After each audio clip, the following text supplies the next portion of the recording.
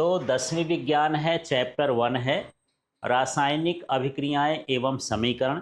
इसके पाठ के अंत में जो अभ्यास प्रश्न दिए हैं उन्हीं प्रश्नों को हम हल कर रहे हैं। तो यहाँ पर देखिए प्रश्न 19 है, इस प्रश्न को देखते हैं। और मैं एक एक करके सारे टॉपिक को एक्सप्लेन कर चुका हूँ, एक एक प्रश्न को बता चुका हूँ, आपको केवल प्रैक्टिस करना है और इसी तरह से वीडियो में जुड़े रहना है। देखिए, तेल एवं वसा युक्त पदार्थों को नाइट्रोजन से प्रभावित क्यों किया जाता है?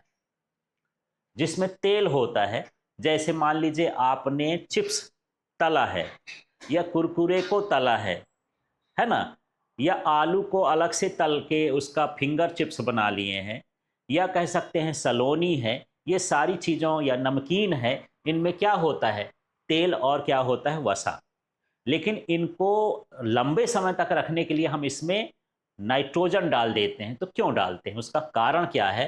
तो देखिए, तेल एवं वसा युक्त खाद्य सामग्री वायु और ऑक्सीजन के संपर्क में अधिक समय तक रहने पर उपचयित होकर के अपना स्वाद बदल देती है, गंध बदल देती है, इसे विकृत गंधी हो जाते हैं। विकृत गंधी का मतलब बेकार गंध वाले हो जाते हैं, खाने लायक नहीं रहते हैं।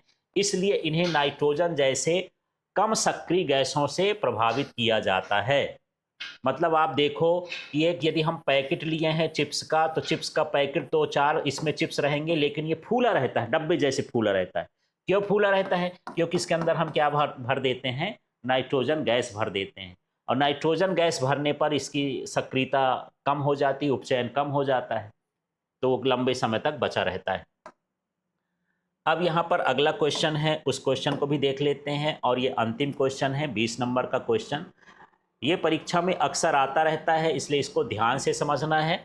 और ये अलग अलग ही पूछ देता है, कभी पूछ दिया संक्षारण क्या है, कभी पूछ दिया विकृत गंधिता क्या है, कभी दोनों को पूछ दिया। ठीक है, तो देखिए प्रश्न क्या है। प्रश्न 20 है, निम्नलिखित पदों का वर्णन कीजिए तथा प्रत्येक का एक एक उदाहरण दीजिए। हमको बताना है संक्षारण क्या है, और दूसरा हमको बताना है विकृत गंधिता क्या है, और इनका हमको उदाहरण देना है। तो सबसे पहले बात करते हैं संक्षारण। लोग संक्षारण का मतलब लोहे का जंग लगना ही समझते हैं, लेकिन लोहे भर में नहीं है, सभी धातुओं के लिए समझना है जो सक्रिय धातुएं होती हैं। तो जब धातुएं जैसे लोहा है, लोहे से बने पदार्थ हैं, तांबा है, जिंक है और बहुत सारी धातुएं हैं, अपने आसपास अम्ल, आर्द्रता, है ना, और साथ में यहाँ पर लिख दे सकते हैं वायु आदि के संपर्क में आती हैं, तब ये धीरे धीरे नष्ट होने लगती हैं। इस प्रक्रिया को संक्षारण कहते हैं। याद हो गया क्या?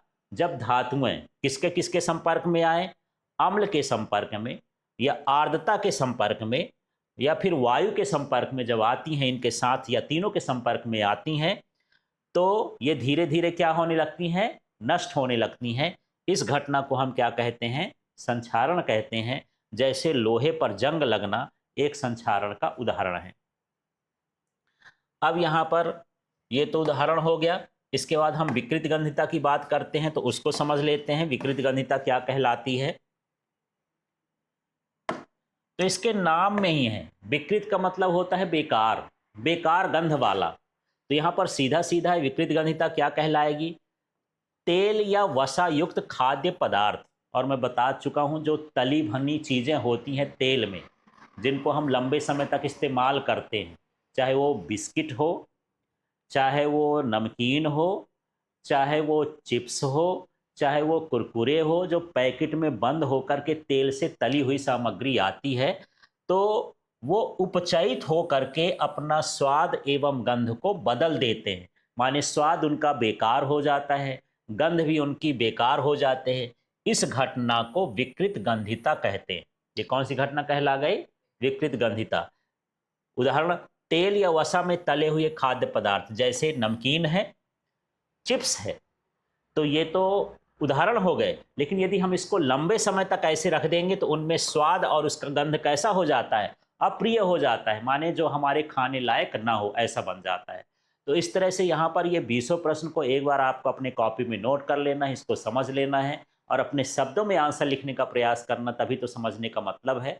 और आप एलके फिजिक्स ऐप को डाउनलोड कर लें, तो आपको 10वीं का विज्ञान, 10वीं का गणित, 10वीं का अंग्रेजी इसके नोट्स मिल जाएंगे, लाइव क्लास मिल जाएगी और क्वेश्चन बैंक मिल जाएंगे, और साथ में आप इस चैनल को सब्सक्राइब कर लें।